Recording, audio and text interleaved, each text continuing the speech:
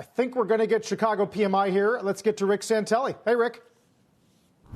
Yes, very similar to yesterday's consumer confidence. Anybody with heart condition ought to sit down now. A big jump in Chicago PMI. Expecting a number barely over 60, 66.3. 66.3. That is a good number. As a matter of fact, you'd have to go pretty much all the way back to July of 2018, where it's 67.1. So that is a biggie.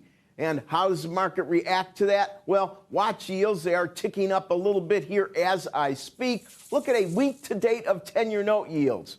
What you'll notice is that we extended and we held. Now, you could argue that we're kind of flat today, but we're flat over 170.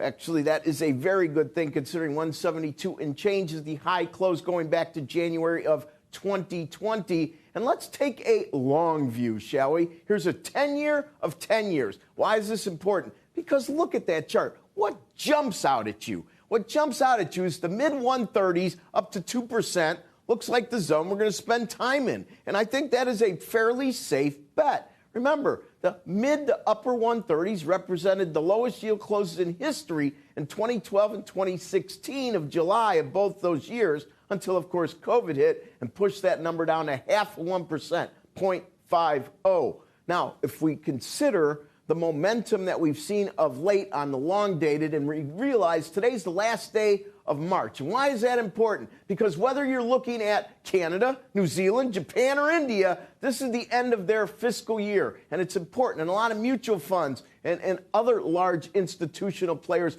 also have their fiscal year calendar ending at the end of March. So there's going to be some rejiggering going on. We understand that.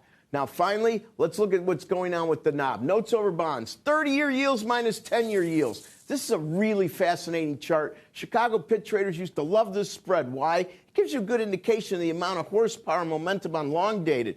Now that it's contracting, actually, it's the most narrow it's been, in 8 months. That would tell me be a little cautious that this 1 3/4 area that we've bucked up against in 10s might end up holding for some consolidation.